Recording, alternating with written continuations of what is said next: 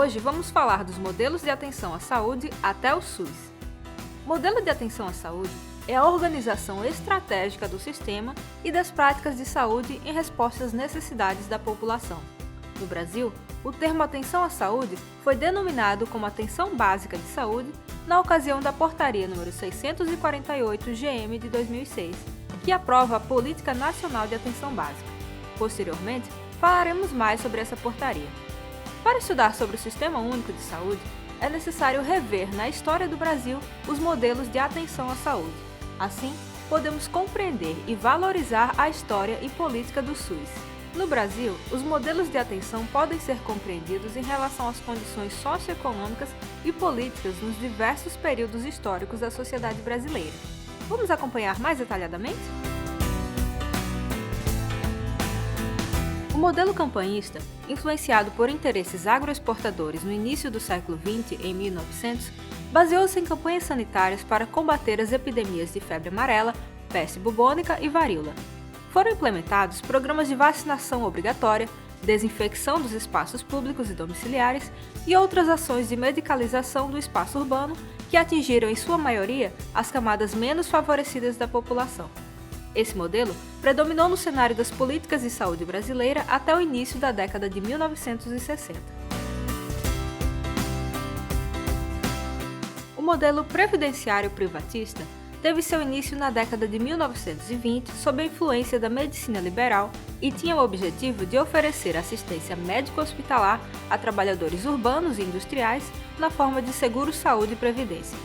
Sua organização foi inicialmente marcada pela lógica da assistência e da previdência social, restringindo-se a algumas corporações de trabalhadores. Posteriormente, em 1966, unificou-se no Instituto Nacional de Assistência e Previdência Social, o INPS, e ampliou progressivamente o conjunto de trabalhadores formalmente inseridos na economia. Esse modelo é conhecido também por seu aspecto hospitalocêntrico, uma vez que a partir da década de 1940, a rede hospitalar passou a receber um volume crescente de investimentos e a atenção à saúde foi se tornando sinônimo de assistência hospitalar. Isso organizou o ensino e o trabalho médico foi um dos responsáveis pela fragmentação e hierarquização do processo de trabalho em saúde e pela proliferação das especialidades médicas. Nesse período, o modelo campanhista da saúde pública, pautado pelas intervenções na coletividade e nos espaços sociais, perdeu terreno e prestígio no cenário político e no orçamento público no setor de saúde, que passou a privilegiar a assistência médico-curativa a ponto de comprometer a prevenção e o controle das endemias no território nacional. A ideia de ter saúde em boa parte do século XX estava associada à ausência de doenças. Depois, começou-se a perceber que as doenças estavam associadas aos hábitos de vida, aos ambientes em que as pessoas viviam e aos comportamentos e respostas dos indivíduos às situações do dia a dia. A saúde passou então a ser entendida como um conjunto de fatores que tem a ver com renda, trabalho, grau de instrução, acesso e qualidade das ações do serviço de saúde e assim por diante. Por outro lado, a assistência à saúde da população estava ao alcance de quem tinha emprego registrado na carteira profissional e possuía assistência médica através das caixas de previdência. Ou então, para aqueles que podiam pagar médicos particulares e serviços de internação quando necessários. Quem não tinha emprego registrado ou não podia pagar um médico, poderia recorrer às Santas Casas de Misericórdia ou aos postos de saúde municipais. Para equilibrar essas desigualdades, ao final da década de 1970, diversos segmentos da sociedade civil, entre eles usuários e profissionais de saúde pública, iniciaram um movimento de luta pela atenção à saúde como um direito de todos e um dever do Estado.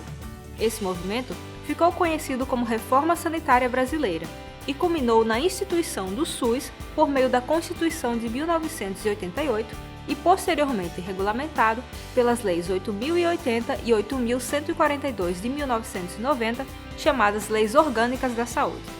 A seguinte síntese expressa a complexidade da concepção ampliada de saúde que marcou o movimento pela reforma sanitária.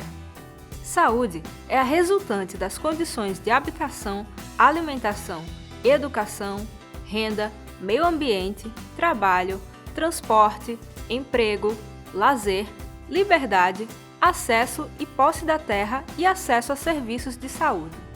A partir desse jeito de pensar a saúde, o movimento da reforma sanitária concebe e organiza as políticas e as ações de saúde partindo da crítica em relação aos modelos excludentes, seja o curativo ou o preventista. Assim, a partir de 1985, começaram os preparativos para a elaboração da Constituição Federal. Em 1986, foi realizada a 8ª Conferência Nacional de Saúde e criada a Comissão Nacional de Reforma Sanitária, com a tarefa de formular as bases para um sistema de saúde brasileiro. Alguns integrantes dessa comissão fizeram parte da Assembleia Nacional Constituinte, da qual fizeram parte o conjunto de deputados que escreveu a Constituição Federal de 1988. A nova maneira de entender a saúde foi incluída no artigo 196 da Constituição Federal. No âmbito do SUS, há 3 princípios fundamentais com relação à organização da atenção à saúde. O princípio da universalidade é aquele no qual o SUS deve garantir o atendimento de toda a população brasileira. Já o princípio da equidade diz que o atendimento deve ser garantido de forma igualitária, porém, contemplando a multiplicidade e a desigualdade das condições sociossanitárias da população. Por último, no princípio da integralidade, a assistência é entendida como um conjunto articulado e contínuo das ações e serviços preventivos e curativos, individuais e coletivos. Integralidade, neste caso, une as ações de promoção, prevenção e recuperação. As ações de promoção buscam eliminar ou controlar as causas de doenças e agravos, ou seja, o que determina ou condiciona o aparecimento de doenças. Isso envolve ações em outras áreas como habitação, meio ambiente, educação e etc. Ações de prevenção são aquelas específicas para prevenir riscos e exposições às doenças, como por exemplo, saneamento básico, imunização, prevenção de cáries, doenças do trabalho e etc.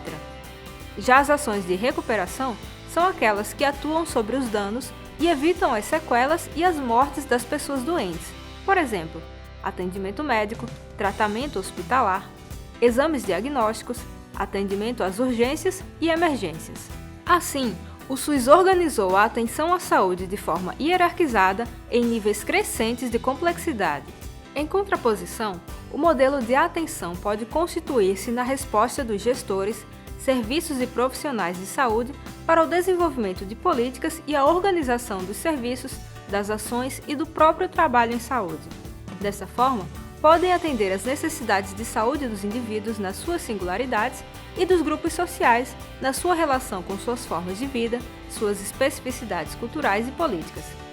O modelo de atenção busca garantir a continuidade do atendimento nos diversos momentos e contextos em que se objetiva a atenção à saúde. Nesse sentido, existem também propostas de atenção dirigida a grupos específicos.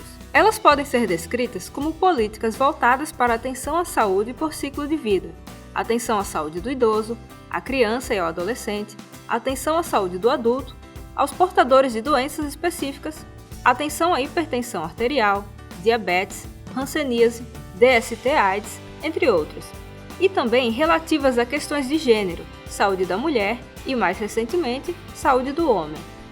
Atualmente, no estado do Paraná, há uma discussão sobre a resolutividade, que é a capacidade do serviço para enfrentar os problemas de saúde no modelo de atenção à saúde hierarquizada por níveis de complexidade, através de outro modelo de atenção à saúde, denominado redes de atenção. Estudaremos esse modelo na sequência.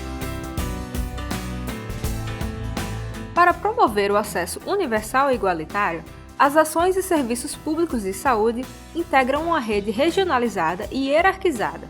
Elas constituem um sistema único, organizado de acordo com as seguintes diretrizes: descentralização, com direção única em cada esfera de governo, é entendida como uma redistribuição das responsabilidades pelas ações e serviços de saúde entre os vários níveis de governo. Parte da ideia de que quanto mais perto do fato a decisão for tomada, mais chance haverá de acerto. A esse processo dá-se o nome de municipalização. Atendimento integral, com prioridade para as atividades preventivas, sem prejuízo dos serviços assistenciais. Participação da comunidade. Essas 3 diretrizes formam a base do Sistema Único de Saúde. Todas as políticas e ações que tratem de saúde devem incluí-las. Elas foram detalhadas nas Leis 8.080 e 8.142, publicadas em 1990. Lei 8.080 detalha a organização do SUS, estabelece a descentralização das ações e trata das condições para a promoção, proteção e recuperação da saúde através do atendimento integral à população. Lei 8.142 fala sobre a participação da comunidade no acompanhamento de políticas e ações de saúde, criando os conselhos de saúde e as conferências de saúde. O conceito de controle social é a garantia constitucional de que a população, através de suas entidades representativas e de classe, poderá participar do processo de formulação das políticas de saúde e do controle de sua execução em todos os níveis de governo. Essa participação deve ocorrer através dos conselhos de saúde de representação partidária de usuários, governo, profissionais de saúde e prestadores de serviço, e nas conferências de saúde que têm a atribuição de deliberar sobre as políticas de saúde e as prioridades do setor. Os conselhos de saúde atuam na formulação de estratégias e no controle da execução da política de saúde de acordo com o nível de governo que cada um representa.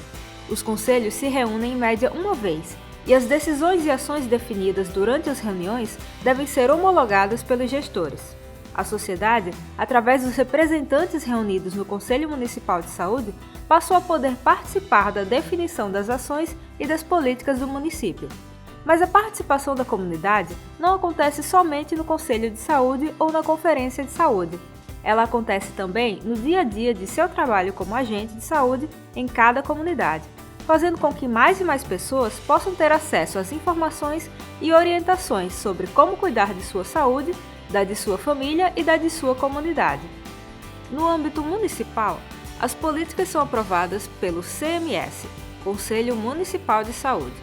No âmbito estadual, são negociadas e pactuadas pela CIB, Comissão Intergestores Bipartite, composta por representantes das Secretarias Municipais de Saúde e Secretaria Estadual de Saúde, e deliberadas pelo CES, Conselho Estadual de Saúde, composto por vários segmentos da sociedade, gestores, usuários, profissionais de saúde, entidades de classe, etc. E por fim, no âmbito federal, as políticas do SUS são negociadas e pactuadas pela CIT, Comissão Intergestores Tripartite, composta por representantes do Ministério da Saúde, das Secretarias Municipais de Saúde e das Secretarias Estaduais de Saúde. As conferências de saúde reúnem também os representantes dos diversos setores da sociedade, que são escolhidos por voto ou indicação. As conferências propõem ou indicam ações e políticas que devem acontecer a cada 4 anos. Retomaremos este tema mais detalhadamente no módulo 2. O SUS também prevê em sua organização a complementaridade pelo setor privado, que é a contratação do setor privado quando há insuficiência do setor público. Para que isso ocorra, deve-se respeitar 3 condições: a celebração de contrato conforme as normas de direito público, devendo o interesse público prevalecer sobre o privado, a instituição privada deverá estar de acordo com os princípios básicos e normas técnicas do SUS, a integração do serviço privado deverá se dar na lógica organizativa do SUS, de acordo com a rede regionalizada e hierarquizada dos serviços. Dessa forma, cabe ao setor público gerenciar o que será feito, por quem, em que nível e em que lugar. Dentre os serviços privados, deverá ser priorizado os serviços sem fins lucrativos.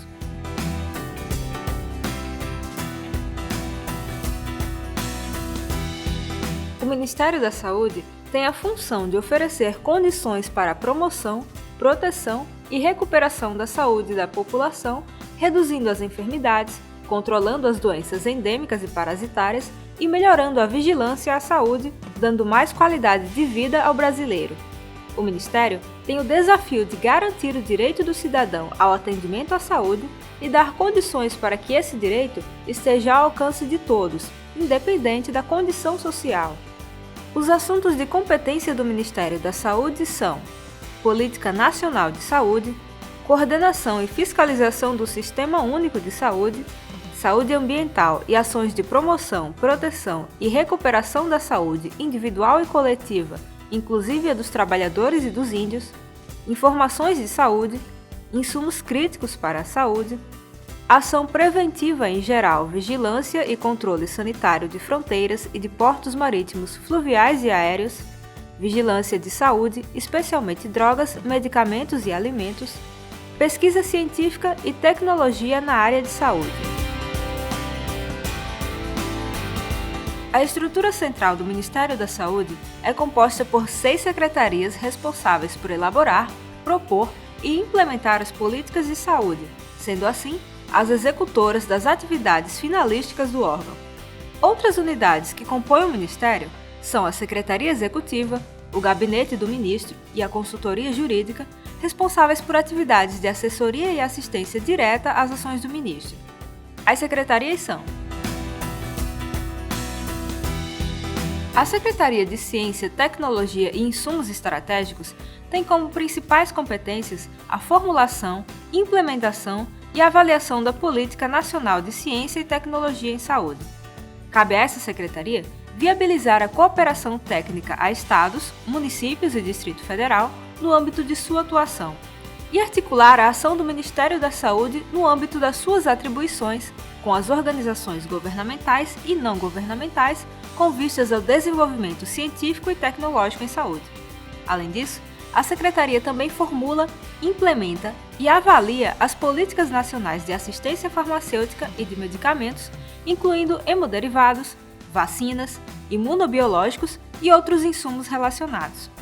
Participa da formulação e implementação das ações de regulação do mercado da saúde e fomenta, realiza e avalia estudos e projetos no âmbito de suas responsabilidades. A Secretaria Executiva auxilia o Ministério da Saúde na supervisão e coordenação das atividades das demais secretarias do Ministério e suas entidades vinculadas. Ela supervisiona e coordena as atividades relacionadas aos sistemas federais de planejamento e orçamento, de organização e modernização administrativa, de contabilidade, de administração financeira e de recursos humanos, de informação e informática e de serviços gerais. Além disso, a SE também assessora o Ministério da Saúde na formulação de estratégias de colaboração com organismos internacionais e supervisiona e coordena as atividades relativas aos sistemas internos de gestão e aos sistemas de informação relativo às atividades finalísticas do Sistema Único de Saúde. A criação da Secretaria de Vigilância em Saúde em junho de 2003 veio reforçar uma área extremamente estratégica do Ministério por meio do fortalecimento e ampliação das ações de vigilância epidemiológica. Com sua criação, as atividades antes desempenhadas pelo extinto Centro Nacional de Epidemiologia da Fundação Nacional de Saúde passaram a ser executadas pela SVS. Entre suas ações estão incluídos os Programas Nacionais de Combate à Dengue, à Malária e outras doenças transmitidas por vetores, o Programa Nacional de Imunização, a prevenção e controle de doenças imunopreveníveis, como o sarampo, o controle de zoonoses e a vigilância de doenças emergentes. A SVS também agrega importantes programas nacionais de combate a doenças como tuberculose, hanseníase, hepatites virais, DST e AIDS. Agora, todas as ações de prevenção e controle de doenças estão reunidas na mesma estrutura, possibilitando uma abordagem mais integrada e eficaz. Ao propor um amplo processo de formação e qualificação dos profissionais de saúde e de regulação profissional no âmbito do Sistema Único de Saúde, o Ministério da Saúde encontra soluções de execução nacional para uma política de educação permanente em saúde em uma escala ainda não experimentada. O objetivo é garantir uma oferta significativa e efetiva de cursos de formação técnica, de qualificação e de especialização para o conjunto dos profissionais da saúde e para diferentes segmentos da população. Para isso, o Ministério da Saúde criou a Câmara de Regulação do Trabalho em Saúde, ao mesmo tempo em que desencadeou a análise de projetos propostas e políticas para a desprecarização dos vínculos de trabalho no sistema de saúde e retomou a Mesa Nacional de Negociação Permanente do SUS.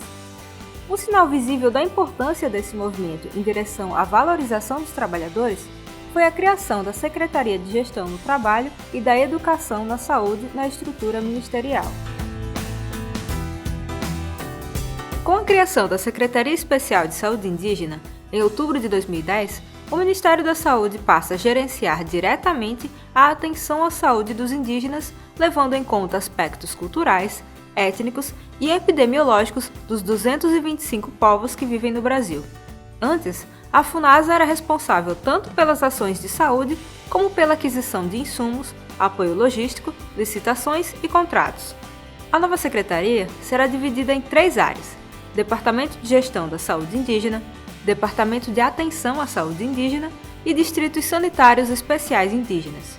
Também passam a ser funções da CESAI ações de saneamento básico e ambiental das áreas indígenas, como preservação das fontes de água limpa, construção de poços ou captação à distância nas comunidades sem água potável, construção de sistema de saneamento, destinação final ao lixo e controle de poluição de nascentes. A Secretaria de Gestão Estratégica e Participativa compete formular e implementar a política de gestão democrática e participativa do Sistema Único de Saúde e fortalecer a participação social. Além disso, a Secretaria articula as ações do Ministério da Saúde referentes à gestão estratégica e participativa com os diversos setores governamentais e não governamentais relacionados com os condicionantes e determinantes da área de saúde. Essa secretaria também apoia o processo de controle social do SUS para o fortalecimento da ação dos Conselhos de Saúde e promove, em parceria com o Conselho Nacional de Saúde, a realização das conferências de saúde e das plenárias dos Conselhos de Saúde com o apoio dos demais órgãos do Ministério. Alguns órgãos não fazem parte da estrutura central do Ministério da Saúde, mas funcionam de forma vinculada ao mesmo. São as fundações públicas, as autarquias, as empresas públicas e as sociedades de economia mista. Essas unidades têm funções específicas e atividades complementares que devem estar alinhadas com as principais questões da saúde e com as prioridades do governo. Anvisa, Agência Nacional de Vigilância Sanitária. ANS, Agência Nacional de Saúde Suplementar. O Sistema Nacional de Vigilância Sanitária, definido pela Lei nº 9.782, de 26 de janeiro de 1999, é um instrumento que o SUS dispõe para realizar seu objetivo de prevenção e promoção da saúde. O sistema engloba unidades nos 3 níveis de governo: federal, estadual e municipal, com responsabilidades compartilhadas. No nível federal estão a Agência Nacional de Vigilância Sanitária, Anvisa, e o Instituto Nacional de Controle de Qualidade em Saúde, INCQS-Fiocruz. No nível estadual estão o órgão de vigilância sanitária e o Laboratório Central, LACEN, de cada uma das 27 unidades da federação. No nível municipal estão os serviços de Visa dos 5.561 municípios brasileiros, muitos dos quais ainda em fase de organização.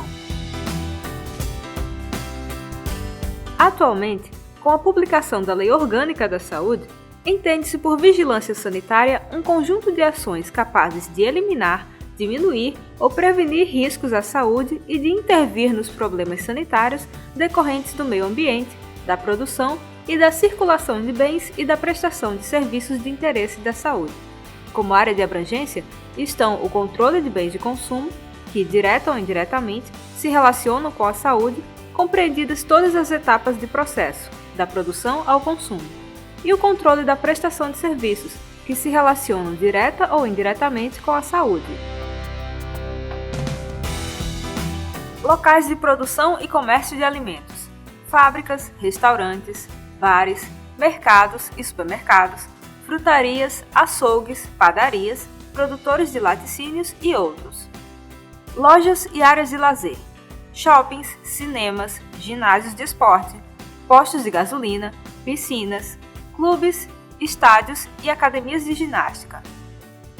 Indústria: de cosméticos, medicamentos, produtos para a saúde, saneantes, produtos de limpeza, perfumes e produtos de higiene pessoal. Laboratórios, banco de sangue e hemoderivados. Agrotóxico, indústria e postos de venda desses produtos. Radiação ionizante, hospitais, clínicas médicas e odontológicas que façam uso para fins diagnósticos. Locais públicos, escolas, cemitérios, presídios, hospitais, clínicas, farmácias, salões de beleza, asilos. Portos, aeroportos e fronteiras. Hemobras, empresa brasileira de hemoderivados e biotecnologia. Fundações públicas: Funasa, Fundação Nacional de Saúde; Fiocruz, Fundação Oswaldo Cruz; Sociedades de Economia Mista: Hospital Nossa Senhora da Conceição, Hospital Fêmina, Hospital Cristo Redentor. Órgãos da Administração Direta, institutos: INTO, Instituto Nacional de Traumatologia e Ortopedia Jamil Haddad; INCA, Instituto Nacional de Câncer José Alencar Gomes da Silva; INC, Instituto Nacional de Cardiologia. A Consultoria Jurídica do Ministério da Saúde é a unidade responsável por apoiar as ações do órgão de forma que as políticas públicas, o gasto com a saúde e a elaboração de normas na esfera do SUS respeitem a Constituição Federal e toda a legislação brasileira. O Ministério da Saúde conta ainda com os seguintes órgãos colegiados: o Conselho Nacional de Saúde e o Conselho de Saúde Suplementar. Esses órgãos são permanentes e deliberativos sobre temas relacionados à saúde, que reúnem representantes do governo e dos prestadores de serviço de saúde, profissionais de saúde e usuários do SUS. A estrutura da saúde pública no Brasil conta também com a atuação das secretarias estaduais e municipais de saúde.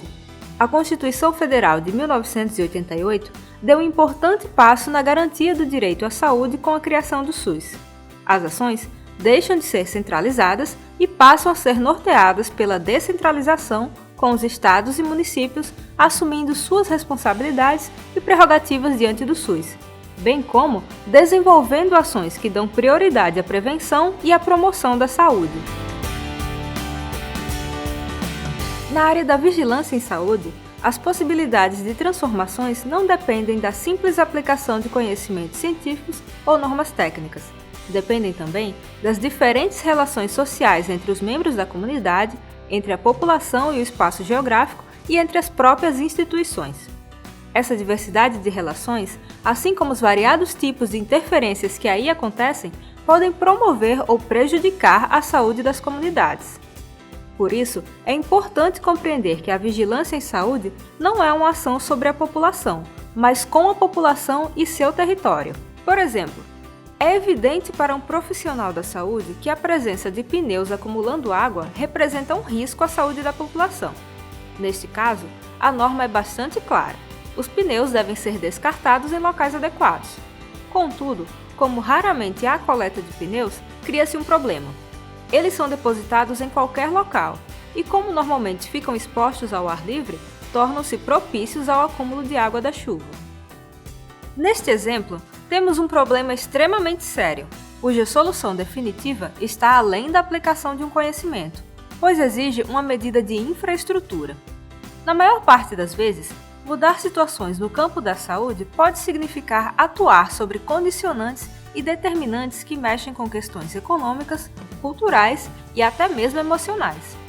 Apesar de muitas vezes não sabermos a solução dos problemas, é necessário acreditar que é possível transformar uma situação que esteja significando risco à população. Quando afirmamos que a vigilância em saúde é uma prática social, estamos dizendo que não há uma receita pronta que possa ser adotada, mas que através de um trabalho em conjunto com a população, pode-se descobrir e construir um conjunto de possibilidades de ação que vão se alterando com a realidade. A educação em saúde é uma dessas possibilidades. Muitas formas de agir na relação com a comunidade e com o território têm como resultado uma ação educativa que gera novas maneiras de perceber, de atuar, e refletir sobre questões relacionadas à saúde e ao ambiente. Nesse sentido, ele é um trabalho educativo, pois traz consigo a reflexão e a intenção de educar, de transformar uma situação. Nosso encontro acaba aqui. Nos vemos no próximo. Até lá!